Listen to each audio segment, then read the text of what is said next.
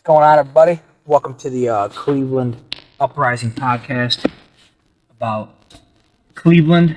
We are currently in the stage of, we call it the trifecta. We're doing three developments that are happening, three about to happen, and then three things about Cleveland that we think need to happen, change, or be done. My name's Brent Reed, and then we got over here Danny Hernandez. Um, and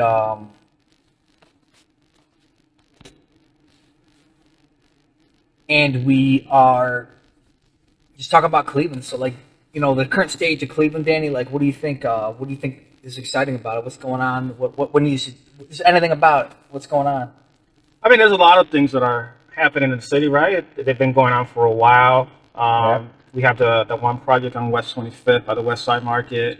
That's pretty much completely done right now. It Intro, seems yeah. like. Yeah, there's a lot of businesses that moved in, um, on the front of the building, like Bank of America, which Bank of America really didn't have a presence here too much. Yeah, I'd forgotten that one. That one moved in. So it's an anchor tenant because that's a bank. Just think Yeah. about that being. Why would a bank go anywhere that's not going to be lucrative? Well, Bank of America, though, it's like one of the bigger banks of the United States. So it's interesting that we're having more of them open up. I think there's another location out in the west, somewhere in the west suburbs. But yeah, it's pretty exciting. I'm actually excited about this project on West 117 called Studio West 117. And it's going to be it's going to be this, entertainment hub on the west side, LGBTQ plus entertainment hub, I guess. And so, I mean, there's really nothing.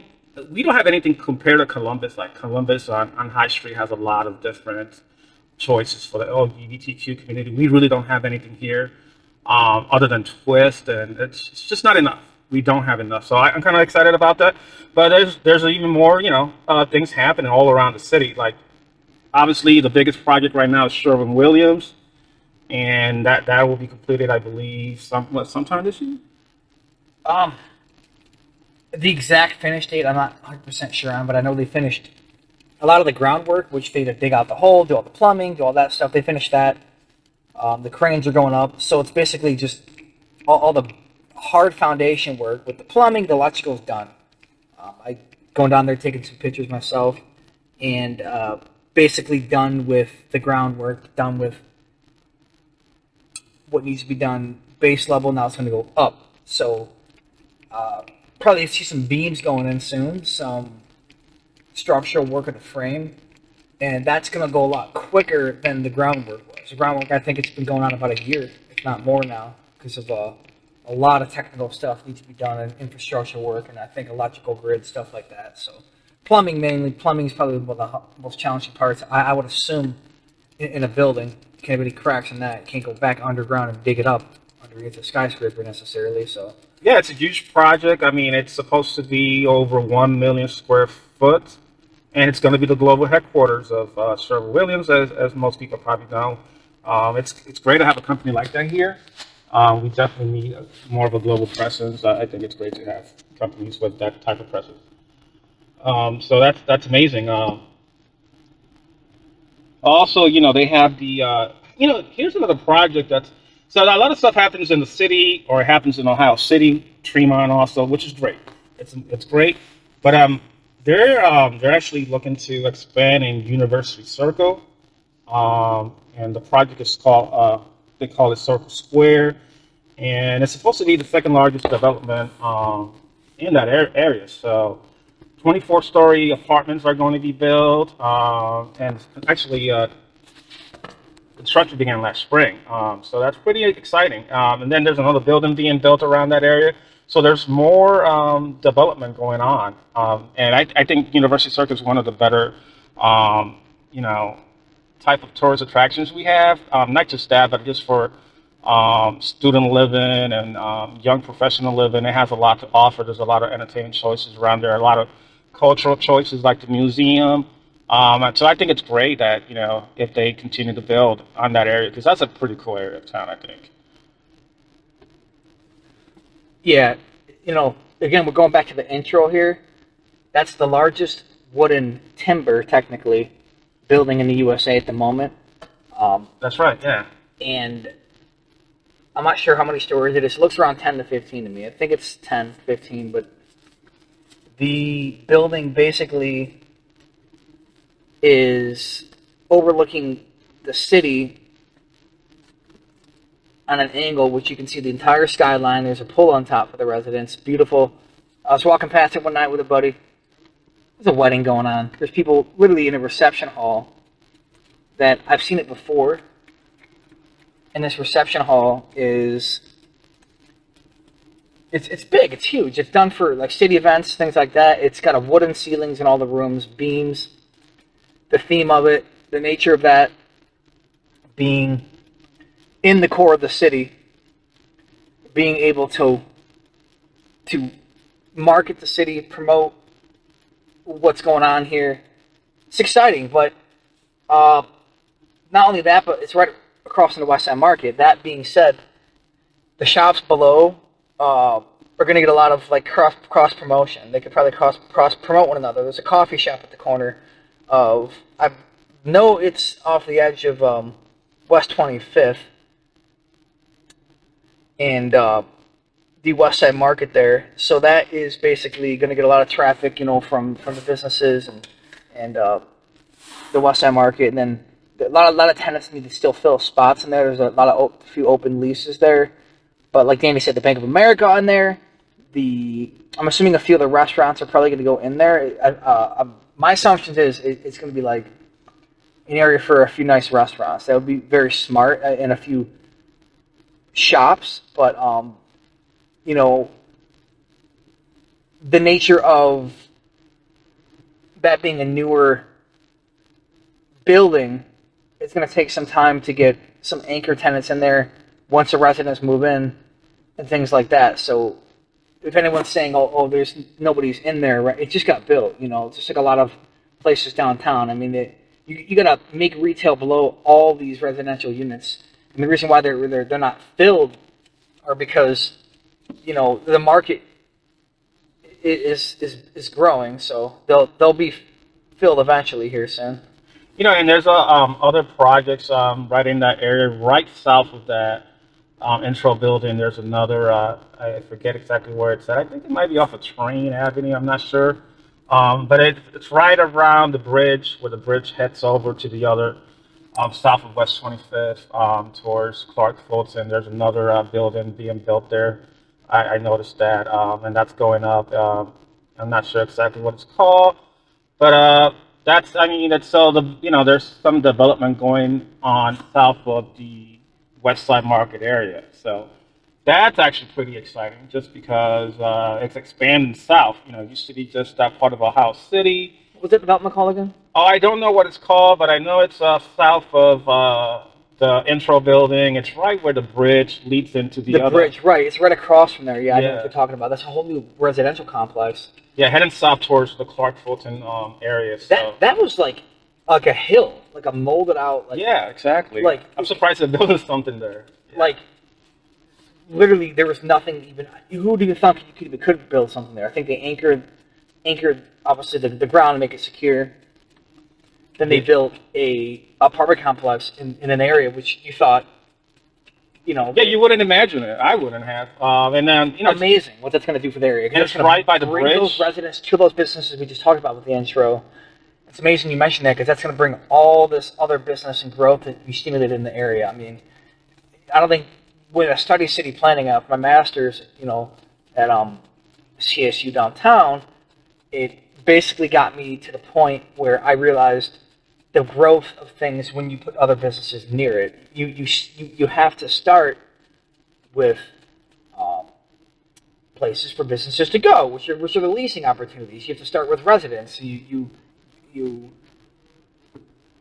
have to continue to build block by block. So it's just going to be a good thing for a lot of the ownership in Tremont too. There's properties to own there too. So the residents are going to have a lot more to grow here at the edge of a historic district like Tremont, Ohio City.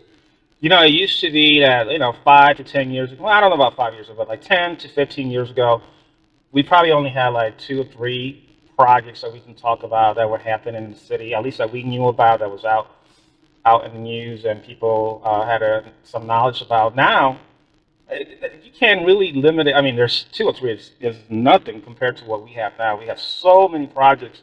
I mean, there's like 20 different projects going on right now. And those are the ones that we know about. Those are the ones that have been, basically, there's public knowledge to those. But there's probably even more stuff and, coming up that we don't even know about that they're trying to get together. As we talked about Sherwin-Williams downtown, their tallest building is going to be right around the size of the Huntington building downtown, which is 30-some stories. They'd mentioned and rumored building as tall as the Key Bank, which is 54 stories, 947 feet tall, right around that point. I don't think that's going to get that tall, but the nucleus we keep forgetting about, which that fell through, but it's there's going to be something similar to that built because of that talk of that project, something similar to that or that similar magnitude is going to be built in that area. So it's going to be, as we looked at the edge of Lakewood, taking a walk out here by Lakewood Park, we saw the skyline off the edge of Cleveland. And we could post some of that with the podcast and kind of talk about that because I think that's interesting and maybe I'll point some things out with the skyline. There can be no gaps in that skyline. I mean, there's going to be 2 or 3 more buildings the size of the Huntington. It's a big deal. And then the Lumens is what I was trying to get to here. The Lumens is the tallest residential tower ever built in the city of Cleveland. I believe it's right around the size of 30 stories, some tall, 600 feet tall, roughly. And it's in Playhouse Square. That is a luxury building. It's extraordinarily expensive to rent there. But what that does, it raises the market value for the rest of Cleveland and its residents. So we need those luxury cost buildings to raise the market value for the other homeowners. So if anyone talks about, we do need affordable housing, we're not even going to have funds to build those housing without the funds from the rentals downtown. So we have to have that wealth coming in our city to raise the market value of the homes around Cleveland. That's how it works. So you build the core of the city first, use that tax base, and build the rest of the remaining parts of the city. But you talk about upcoming development. There's some upcoming development, hypothetical development, off of the edge of Scranton Peninsula down by the West Bank, in the East Bank down there. So the West Bank, Scranton Peninsula is like a mitten in the middle of the river downtown. It talked about apartments being built down there. I know there's a Brewdog brewery down there. Awesome, love it. It seems to be that's the type of things we need down there. I do know a few rumors of things that would be built down there. There was I think a whiskey distillery going to be built down there. Another brewery. The breweries are big in Cleveland, but that's going to build restaurants down there. It's going to be still family oriented to the extent of like the way that it's set up. We'll make sure it goes by city ordinances and codes. So there's a few apartment complexes off the river down there being built. There was something called Thunderbird that was going to be built, similar to like the nucleus type of talk.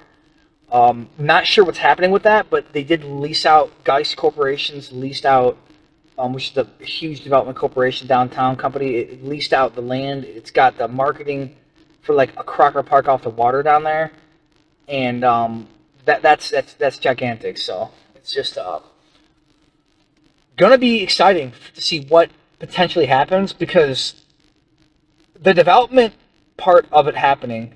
Oh, the nucleus didn't happen. Oh, the Thunderbird didn't happen. True, but here's the thing.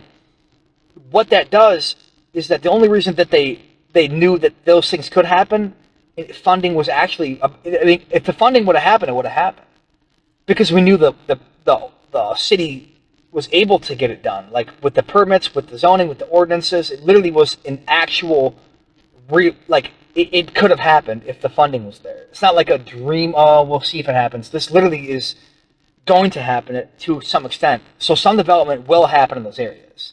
That's the point now.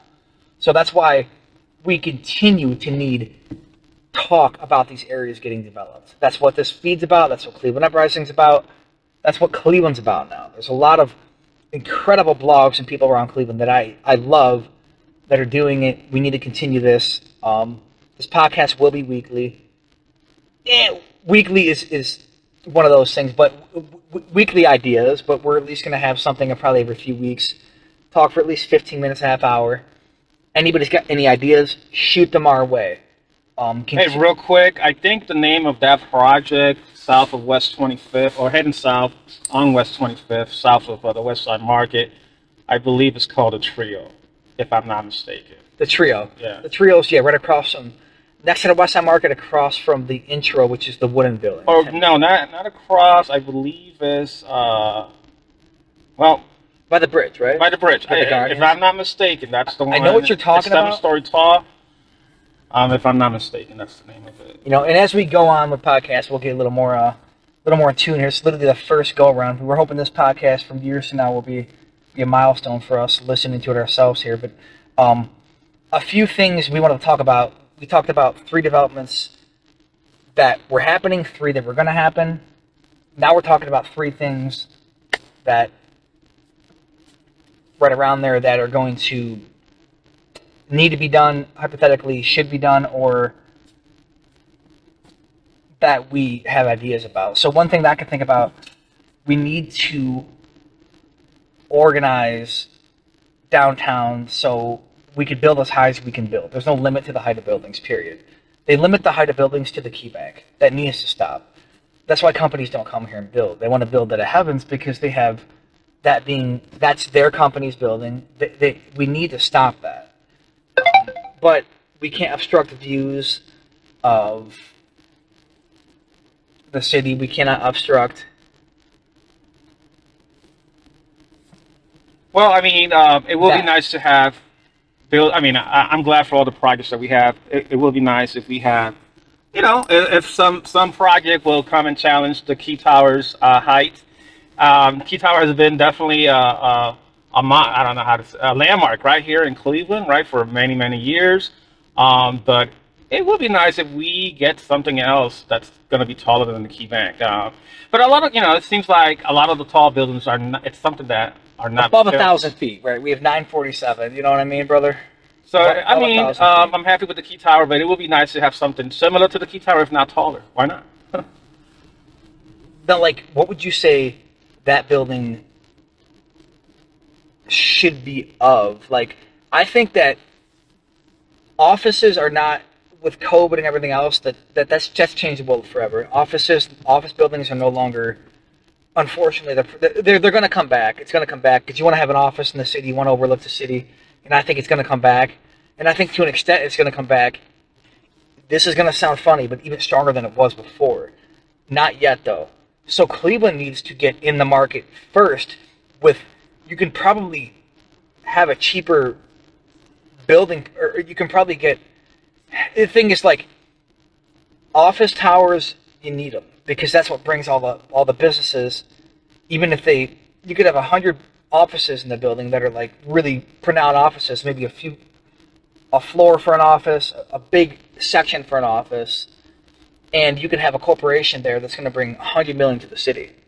So that's why we have to have those office buildings in the city. We cannot distract them because COVID did not shut that down. The suppression of not being in a physical office will bring it back because COVID's going to go away. Yeah, it's already going away as far as I'm concerned. That's pretty much.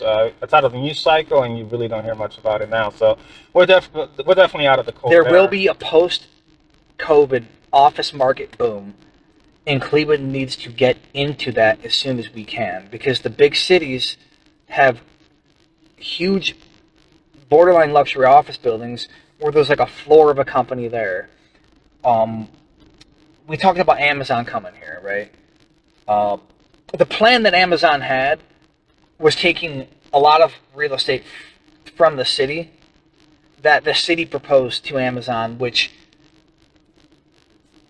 I mean, we obviously want Amazon here, but we don't. It should be more of in a vertical aspect. That's why we need those office buildings here. If we had something like that, maybe they could have come to a smaller scale. They could have planted a smaller office, maybe 10 floors in our city, and they would have still created thousands of jobs. Then they could have eventually had a place for a bigger headquarters, but we didn't have that.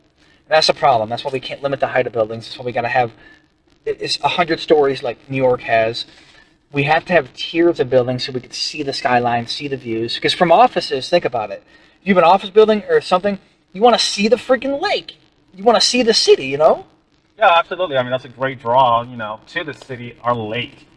And I mean, that's another podcast, because lakefront project development, that's been talked about for so many, many years. I mean, we're going back 20 plus years. And, a lot of talk has been, said about, Burke Lakefront Airport being, redone so we can have some development down there. Burke's a whole nother podcast. Yeah, that's a whole nother podcast. That's a whole nother podcast, bro. But yeah, I mean, hopefully in the future we will see some, we'll see some development in that area. I mean, I think it's inevitable. Whether it gets done or not, that's another, another topic, I guess. But I think we're, I've been to Chicago quite a few times. One of the better cities in this country, and Chicago's big draw is their lake and all the, everything that they have to offer as far as on the lake. Most of their downtown is, on the lake, and there's a lot of different, they developed the lakefront, and it looks amazing. I mean, I like our lakefront. Don't get me wrong. When you go out around the Shoreway or heading out east to University Martin Luther King Drive and University Circle, that's a wonderful area of town that we have. We have that Shoreway, but the lakefront in Chicago, it's 100 times more developed than that, and that's where we need to get to. But I mean, that's another podcast, right there. Without the lakefront in Chicago, Chicago wouldn't even be Chicago. Exactly. I mean, it's got its neighborhoods, but it's got its neighborhoods because they're, they're so downtown. You're saying if we actually did what we could do with Burke, which we need to, there's been pushback. We gotta keep pushing until they just collapse, because they will. We need to get that free stuff done. We can keep an airport and still have buildings on literally half of that thing, We don't have to bully out an airport. We could utilize it. Well, not necessarily bully them out, but it's how big it is. I think just give them an offer. It's really underused lakefront. I mean, but if we work with that airport, we can build on it. If we just kick them out, that's the problem. They're not gonna. The airport would probably be willing to sell up half that land and get a lot of money. Then we could do something on it to start. Then eventually, they're just going to leave anyway, because they're going to realize, listen, we can't be here with, that's what we got to do. But if we just try to kick them out, they're going to be resistant. They're going to say no. But if we work with them, that's how it's going to get done. Absolutely, yeah. We definitely want to work with, the airport and see where we can, come together in agreement with. But like I said, Chicago's lakefront is amazing, and that's what Cleveland should aim for that. Definitely should aim for that. See, how big is Cedar Point? We can look that up. Let me try to look this up. Cedar Point size, because it's the size of Cedar Point.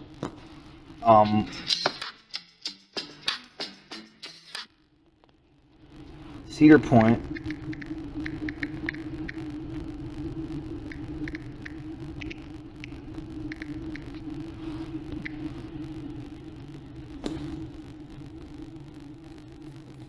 So the size of Cedar Point is 364 acres.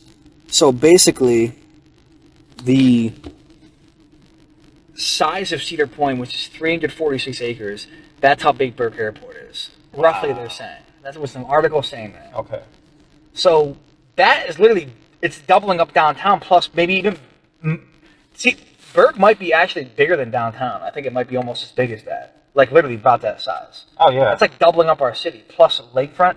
I mean, if we built Burke, Cleveland would be a super city. It would be an absolute empire. There would be no debating it.